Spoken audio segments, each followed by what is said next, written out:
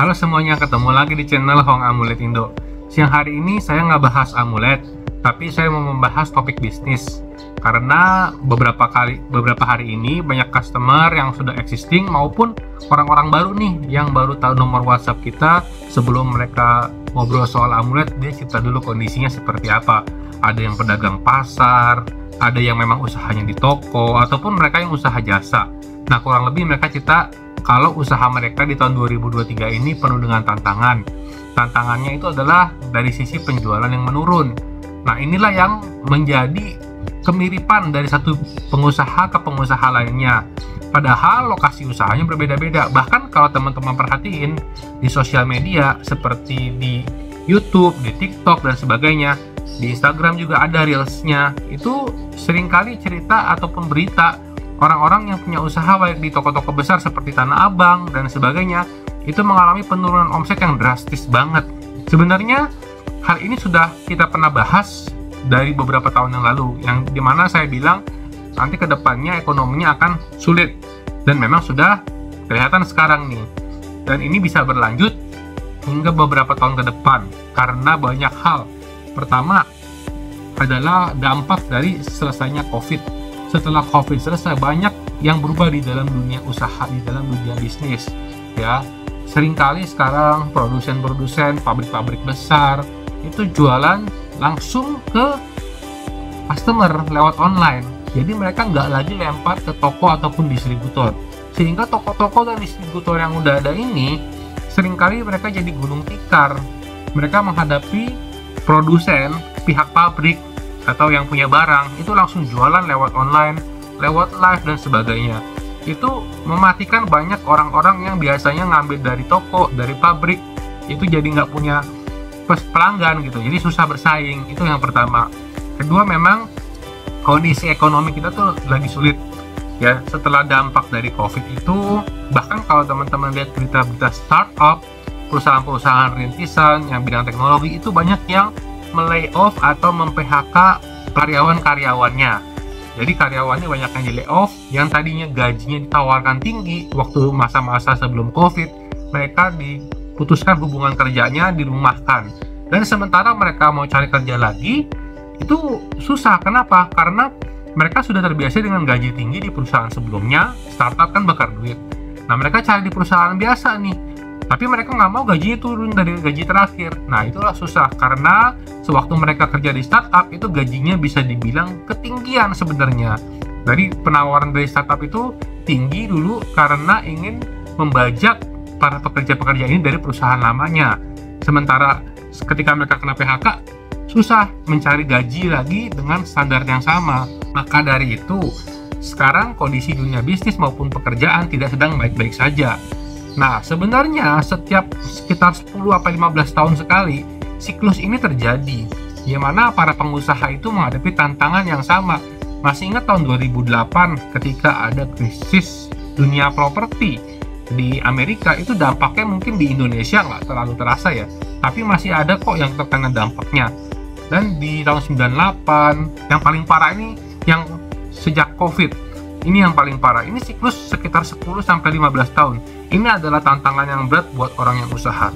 Terutama belum lama ini saya menghadapi orang yang cerita yang usahanya kecil loh. Usaha kecil pun kena dampaknya. Karena mereka jualan, nggak ada yang beli.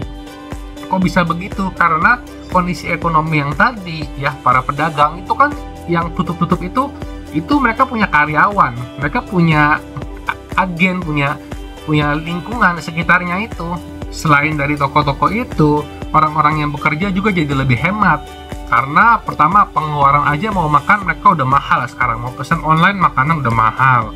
Udah gitu ada yang kena PHK, jadi mereka ngirit-ngirit, nggak ada penghasilan masuk gitu ya. Mereka punya anak istri juga terdampak kan. Jadi ekonominya banyak orang yang semakin terdesak gitu. Nah, pabrik-pabrik pun sudah mulai mem-PHK nih. Saya lihat kali ini pabrik-pabrik besar ya, yang jumlah karyawannya banyak karena mereka mau efisiensi, mau mengurangi biaya. Itu berdampaknya luar biasa banget, dan beberapa tahun ke depan mungkin bisa semakin banyak terjadi hal seperti ini. Jadi teman-teman, saya harapkan bisa lebih berhati-hati dalam mengelola usahanya. Fokus stok barang yang laku aja, jangan terlalu boros.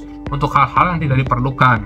Kemudian untuk yang mereka punya bisnis sampingan atau yang belum punya bisnis sampingan, misalnya nih teman-teman bekerja di kantor, kalau bisa cari bisnis sampingan yang bisa dilakukan secara online. Kalau yang masih di rumah kerjanya bisa coba freelance, kerjanya online. Pasti banyak cara sih. Jadi jangan putus asa. Tadi saya mendengarkan cerita dari seseorang pedagang kecil, dia bilang kehidupannya makin susah karena sama sekali nggak bisa jualan sampai gulung tikar. Sebenarnya saya menjelaskan ini bukan hanya untuk pengusaha yang besar ya, tapi pengusaha kecil justru yang paling pertama terkena dampaknya. Yang mana saya pun tahu jadi pengusaha itu nggak mudah gitu. Tapi ada satu hal yang penting yang mau saya sampaikan.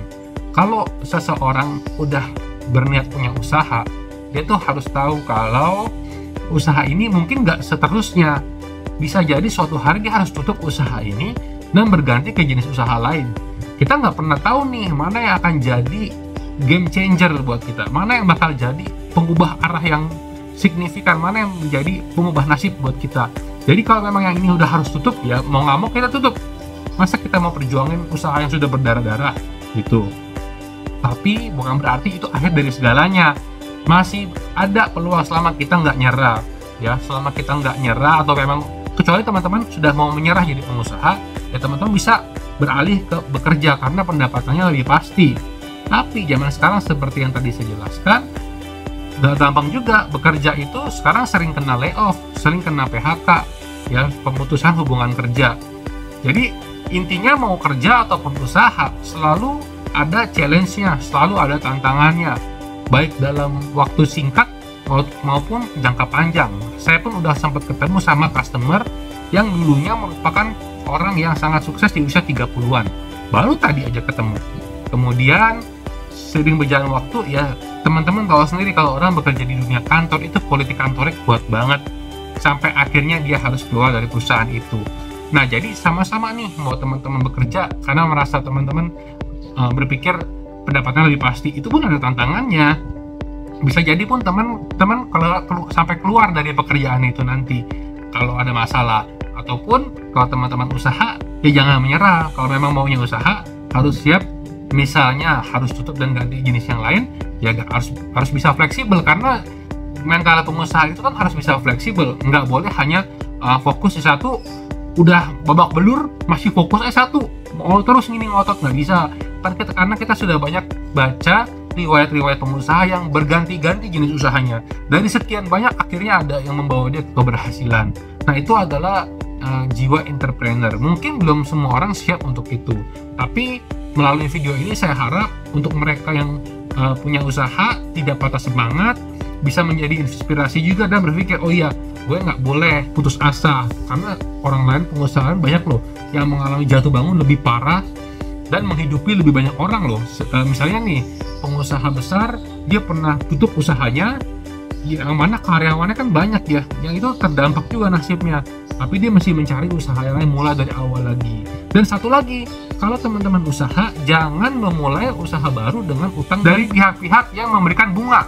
Ya, karena kalau teman-teman masih belum ada modal, lebih baik kerja dulu, kumpulin modalnya. Setelah ada modal baru buka usaha. Jangan teman-teman pinjam nih buat modal, karena usaha itu nggak pasti, pendapatannya nggak pasti. Sementara bunga yang harus dibayar itu pasti. Itu akan membuat teman-teman terlilit hutang. Dan juga jangan berhutang untuk hal-hal yang tidak menghasilkan uang. Misalnya teman-teman berhutang buat beli sepatu baru nih, keren. Ini banyak loh kejadian teman saya ya. Dia kerja di bank, dia cerita anak-anak zaman sekarang, junior-juniornya dia, itu banyak yang beli sepatu buat lifestyle gaya ya. Akhirnya dia waktu teman saya beberapa tahun lalu menikah dengan budget sekian, dia tanya, kok bisa lu nikah ada uang segitu? Terus teman saya jawab, ya ada, karena kan gue nabung. Sementara anak-anak muda ini mereka habiskan uangnya buat apa? Traveling ya. Traveling boleh-boleh aja, tapi ada batasannya. Bukan setiap setiap kali stres sedikit langsung traveling, jalan-jalan, ya itu habis lah nanti uangnya. Apalagi menghadapi kondisi yang sulit seperti sekarang, kalau dibilang dalam bahasa Inggris rainy days ya, hari yang penuh hujan. Nah itu adalah saat-saat yang sulit, makanya kita harus mempersiapkan diri. Waktu kita lagi berjaya, kita nggak pernah tahu kehidupan manusia bisa berubah, makanya kita harus berhati-hati. Kita pakai prinsip orang Tiongkok zaman dulu ya, bersakit-sakit dahulu gitu. Jadi kita nabung, investasi, memakai uang dengan benar perputarannya, jangan sampai karena masih berjaya menghabiskan uang seenaknya. Oke, mungkin gitu dulu sedikit pendapat dari saya, semoga bisa bermanfaat buat teman-teman. Thank you.